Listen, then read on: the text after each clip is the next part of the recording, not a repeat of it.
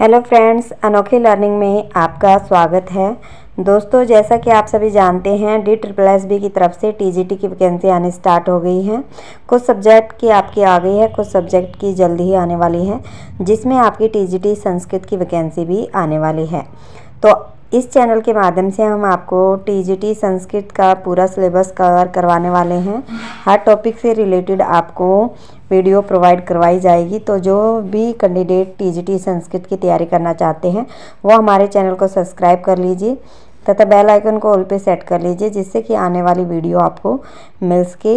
हर topic से related question answer भी daily आपको कवर करवाए जाएंगे। 50 क्वेश्चन आपको डेली यहाँ पे मिल जाएंगे। तो आज हम अपना पहला टॉपिक ले रहे हैं ऋग्वेद। ऋग्वेद से पेपर में आने वाले महत्वपूर्ण क्वेश्चन हम इसमें करवाने वाले हैं। पार्ट 1 है, इसके आगे भी इसके पार्ट आएंगे। तो चलिए आज की वीडियो स्टार्ट करते हैं। तो फ्रेंड्स, आज के क्वेश्चन हम लेके आ गए हैं। सबसे पहले हम वैदिक काल स्टार्ट कर रहे हैं। वैदिक काल में सबसे पहले ऋग्वेद काल। तो यहाँ पे आज हम 50 क्वेश्चन कवर करने वाले हैं। तो चलिए पहला क्वेश्चन स्टार्ट करते हैं। पहला क्वेश्चन हमारा, वेद शब्द की उत्पत्ति किस धातु से हुई है? वेद शब्द की उत्पत्ति विद धातु से हुई है। अगला क्वेश्चन है, वेद शब्द का प्रयोग निम्नलिखित में से किस अर्थ में होता है? आपको बताना है वाद विवाद में, वेदी में, वेदांग में या ज्ञान में। तो इसका आंसर हो जाएगा ज्ञान में होता है इसका प्रयोग। नेक्स्ट क्वेश्चन है, त्रयी शब्द का प्रयोग किन ग्रंथों के लिए होता है? तो त्रयी शब्द का प्रयोग ऋक, यजु, साम इसके अर्थ में होता है। नेक्स्ट क्वेश्चन हमारा, वस्तुतः वेदों की संख्या कितनी निश्चित की गई है? आपको बताना है वेदों की संख्या कितनी है। तो 4 है, ऋग्वेद, सामवेद, अथर्ववेद और यजुर्वेद। अगला क्वेश्चन है, वैदिक भाषा का विकास कब हुआ? तो वैदिक भाषा का विकास 2000 ईस्वी पूर्व से 5 ईस्वी पूर्व हुआ था। अगला आपका क्वेश्चन है, सबसे प्राचीन वेद कौन सा है? तो सबको पता है सबसे प्राचीन वेद हमारा ऋग्वेद है। और ऋग्वेद में आपके कितने मंत्र हैं? ऋग्वेद में लगभग 10,552 या 10,600 आपके मंत्र हैं। अगला क्वेश्चन है, ऋग्वेद में आर्येतर सभ्यता के लोगों को क्या कहा गया है? तो इन्हें पणि कहा गया है। अगला है, ऋग्वेद में कितने मंडल हैं? तो ऋग्वेद में हमारे 10 मंडल हैं। और सबसे बड़ा मंडल कौन सा है? तो इसका सबसे बड़ा मंडल आपका प्रथम और दशम है, पहला और 10वां। अगला क्वेश्चन है, ऋग्वेद कालीन ऋषियों ने जगत के नियंता को क्या कहा है? तो जगत के नियंता को परमाणु कहा है। अगला क्वेश्चन हमारा, सर्वाधिक प्राचीन ऋचाएँ किस मंडल की हैं? तो सबसे प्राचीन ऋचाएँ हमारी सप्तम मंडल की हैं। अगला क्वेश्चन है, पुरुष सूक्त में किसका वर्णन है? तो पुरुष सूक्त में सृष्टि की प्रक्रिया का वर्णन है। अगला क्वेश्चन है, नासदीय सूक्त का वर्ण विषय क्या है? तो सृष्टि का रहस्य इसका वर्ण विषय है। अगला क्वेश्चन है, यम यमी संवाद एवं पुरुखा उर्वशी संवाद किस वेद में से हैं? तो ये हमारे ऋग्वेद में से हैं। 15वां क्वेश्चन हमारा, पुरुष सूक्त ऋग्वेद के किस मंडल में है? ये हमें बताना है। तो ये हमारा 10वें मंडल में है, आंसर हो जाएगा 10वां मंडल।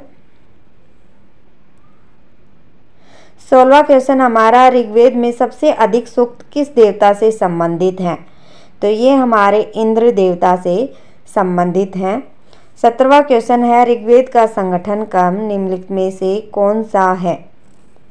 तो इसका जो आपका कर्म है ये है अष्टक एवं मंडलम क्रम। 18 क्वेश्चन है, प्रत्येक अष्टक में निर्धारित अध्याय हैं। तो प्रत्येक अष्टक में नाम से ही पता चल रहा है, अष्टक मतलब 8, तो 8 निर्धारित अध्याय हैं। अगला क्वेश्चन है, ऋग्वेद में अष्टकों की संख्या है?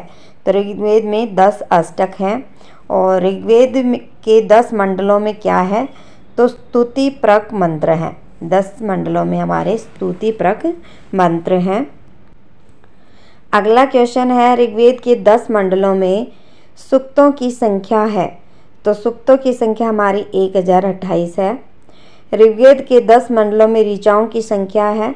तो ऋचाओं की संख्या यहाँ पे 10,581, किसी में 552 या 600 तक लिखा होता है।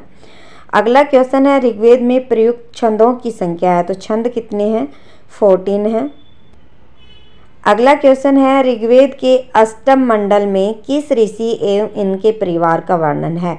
तो अष्टम मंडल में हमारे कर्णम ऋषि और उसके परिवार का वर्णन है। अगला क्वेश्चन है ऋग्वेद के ऋत्विक को क्या कहा जाता है? तो ऋत्विक को क्या कहते हैं? होता कहते हैं। अगला हमें मिलान करना है। यहाँ पे वेद दिए हुए हैं स्तंभ 1 में और स्तंभ 2 में, यहाँ पे दोनों का मिलान करना है। तो सबसे पहले हमारा अथर्ववेद, तो यहाँ पे हो जाएगा अथर्ववेद का 4th हो जाएगा मारण मोहन उच्चाटन संबंधी मंत्रों का संकलन है। वेद चतुष्टय, इसमें हो जाएगा ऋक यजु श्याम अथर्व। 3rd है हमारा ऋत्विक, ऋत्विक होता अथर्व्यु उद्गाता ब्रह्म। और बच गया हमारा ब्राह्मण, तो इसमें हो जाएगा ब्राह्मण आरण्यक उपनिषद। तो ये इसका मिलान है, यहाँ से आप देख लीजिए। क्वेश्चन नंबर 27 है ऋत्विजों की संख्या कितनी है? तो ऋत्विज कितने हमारे? 4 हैं। 28 है होता अथर्व्यु उद्गाता ब्रह्म कहलाते हैं, तो ये ऋत्विज कहलाते हैं। अगला क्वेश्चन है जो ऋत्विज यज्ञ के अवसर पर स्तुति परक मंत्रों के उच्चारण द्वारा देवताओं का आवाहन करता है उसे क्या कहा जाता है? तो उसे होता कहा जाता है। अगला क्वेश्चन है होता के लिए उपयुक्त मंत्रों का संकलन किया गया है। तो होता के लिए उपयुक्त मंत्रों का संकलन ऋग्वेद में किया गया है। नेक्स्ट है जो ऋत्विक गद्या यजुषों मंत्रों का उपांशु रूप में उच्चारण करता हुआ यज्ञों का संपादन करता है उसे कहते हैं, तो उसे अथर्व्यु कहते हैं। 32 में हमें मिलान करना है। यहाँ पे स्तंभ 1 दिया है, स्तंभ 2 दिया है। तो सबसे पहले ऋग्वेद दिया है, तो ऋग्वेद का यहाँ पे हो जाएगा ऐत्रेय उपनिषद। उसके बाद सामवेद दिया है, सामवेद का हो जाएगा केन उपनिषद। यजुर्वेद, यजुर्वेद का हो जाएगा कंठ उपनिषद। और अथर्ववेद का हो जाएगा मुंडक उपनिषद। अगला क्वेश्चन है निम्नलिखित में से कौन सी जोड़ी सही नहीं है? जो सही नहीं है वो आपको बताना है। तो पहला है कर्मकांड ब्राह्मण, ये सही है। उपासना कांड आरण्यक, ये भी सही है। ज्ञान कांड उपनिषद में है, ये भी ठीक है। स्तुति संहिता ये गलत है, तो ये डी ऑप्शन हो जाएगा। अगला क्वेश्चन है जंगल की देवी अरण्यानी का प्रथम उल्लेख है? तो ऋग संहिता में इसका उल्लेख है। अगला क्वेश्चन है ऋग्वेद में सूक्तों की संख्या कितनी है? तो ये क्वेश्चन पहले भी आ गया हमारा, 1028 सूक्तों की संख्या है। अगला क्वेश्चन है ऋग्वेद में ऋचाओं की संख्या कितनी है? तो ये हमने अभी बताया था 10,552 या 581, कहीं कहीं पर 10,600 भी लिखा होता है। अगला क्वेश्चन है ऋग्वेद के संबंध में कौन सा कथन पूर्णतः गलत है? तो जो गलत है वो बताना है। पहला है ऋग्वेद में ऋषियों एवं उनके परिवारों का वर्णन है, तो ये सही है। नेक्स्ट है ऋग्वेद में भिन्न भिन्न ऋषियों एवं उनके वंशजों का वर्णन है, तो ये भी ठीक है। अगला है ऋग्वेद में ऋषियों एवं ऋषिकाओं का वर्णन है, तो ये भी ठीक है। लास्ट है हमारा ऋग्वेद में नर्तिकाओं का वर्णन है, तो ये ऑप्शन हमारा गलत है, तो डी इसका आंसर हो जाएगा। नेक्स्ट क्वेश्चन है ऋग्वेद के सूक्तों के विषय में कौन सा कथन सही है? तो जो कथन सही है वो हमें बताना है। फर्स्ट है छंदों एवं चरणों से युक्त मंत्रों को ऋक या ऋचा कहते हैं, तो ये बिल्कुल सही है। छंदों एवं चरणों से युक्त मंत्रों को ऋक या ऋचा कहते हैं। नेक्स्ट है ऋचाओं के संग्रह का नाम ऋक संहिता है, तो ये गलत है। नेक्स्ट है ऋग्वेद को समस्त ज्ञान का मूल स्रोत माना जाता है, ये भी गलत है। अगला है ऋग्वेद में दार्शनिकों का चिंतन निहित है, तो ये भी गलत है, तो ए ऑप्शन आपका सही हो जाएगा। नेक्स्ट है ऋग्वेद के सूक्तों के विषय में कौन से निम्नलिखित कथन सही हैं? तो आपको ये कथन पढ़ने हैं और जो सही है वो बताना है। सबसे पहले है उनमें भारतीय धर्म दर्शन का उल्लेख है, तो ये सही है, धर्म दर्शन का उल्लेख है। सेकंड है इनमें भौगोलिक शब्दों जैसे आर्यवर्त और दक्षिणात्य का उल्लेख है, तो ये हमारा गलत है। अगला है इनमें कुरु पांचाल इक्ष्वाकु राजवंशों का वर्णन है, तो ये भी गलत है। इनमें भारतीय संस्कृति का वर्णन है, तो ये भी ठीक है। तो इसका सही उत्तर हो जाएगा 1 और 4। अगला क्वेश्चन है, किस देवी का उल्लेख ऋग्वेद में नहीं मिलता? वो हमें बताना जो नहीं मिलता।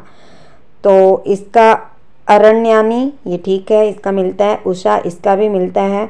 अदिति का भी मिलता है। पार्वती का नहीं मिलता, तो 4th ऑप्शन हो जाएगा इसका। अगला क्वेश्चन है, ऋग्वैदिक काल में कौन सी प्रथा प्रचलित थी?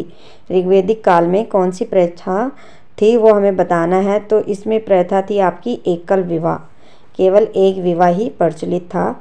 अगला है, वैदिक साहित्य में प्रयुक्त ब्रीहि शब्द का अर्थ है? तो ब्रीहि शब्द का अर्थ है चावल। नेक्स्ट है, अरण्यानी शब्द का प्रयोग ऋग्वेद के किस मंडल में हुआ है? तो 10वें मंडल में इसका प्रयोग हुआ है। अगला क्वेश्चन है, ऋग्वेद के ब्राह्मण है ऐत्रेय ब्राह्मण, तो ये है। शतपथ ब्राह्मण ये नहीं है। कौशिकी ब्राह्मण ये भी है, और तांडव ब्राह्मण ये नहीं है। तो इसका आंसर हो जाएगा 1st और 3। अगला क्वेश्चन है, ऋग्वेद के आरण्यक हैं? तो यहाँ पे दिया हुआ है ऐत्रेय आरण्यक, तो ये सही है। उसके बाद है कौशिकी आरण्यक, तो ये भी सही है। 3rd है छांदोग्य आरण्यक, ये गलत है। और 4th है जैमिनी आरण्यक, तो ये भी गलत है। तो आंसर हो जाएगा 1 और 2। अगला क्वेश्चन है, ऋग्वेद के उपनिषद हैं? ऋग्वेद के उपनिषद कौन से हैं? तो ऐत्रेय उपनिषद है और कौशिकी उपनिषद है। तो 1st और 2nd इसका आंसर हो जाएगा। नेक्स्ट क्वेश्चन है, ऋग्वेद की रचना काल की संख्या बताइए? तो विभिन्न काल बताए गए हैं इसके रचना काल। अगला क्वेश्चन है, ऋग्वेद के संबंध में निम्नलिखित में से कौन सा कथन सत्य है? जो सही है वो बताना है। तो प्राचीनतम ग्रंथ है, ये सही है। नवीनतम ये गलत है। साधारण भी गलत है। आधुनिक गलत है। ऋग्वेद सबसे पुराना ग्रंथ है। अगला क्वेश्चन है, महाभाष्यकार पतंजलि के अनुसार ऋग्वेद की शाखाएं हैं? तो महाभाष्यकार पतंजलि ने ऋग्वेद की 21 शाखाएं बताई हैं। अगला क्वेश्चन है, शौनक के चरणव्यूह नामक परिशिष्ट ग्रंथ के अनुसार ऋग्वेद की मुख्य शाखाएं हैं? तो पहली है शाकल, वास्कल, आशुलायन, सांख्यायन और मांडुकायन, ये इसकी शाखाएं बताई गई हैं। तो फ्रेंड्स, ये थे आज के हमारे ऋग्वेद के 50 क्वेश्चन। इससे आगे नेक्स्ट वीडियो में हम आगे के क्वेश्चन पढ़ेंगे। उम्मीद है आपको ये वीडियो अच्छी लगी होगी। यदि आपको वीडियो अच्छी लगी हो तो वीडियो को लाइक, शेयर और सब्सक्राइब जरूर करें। और टीजीटी संस्कृत की तैयारी करने के लिए आप हमारे चैनल के साथ बने रहिए। मिलते हैं अगले वीडियो में, तब तक के लिए नमस्कार।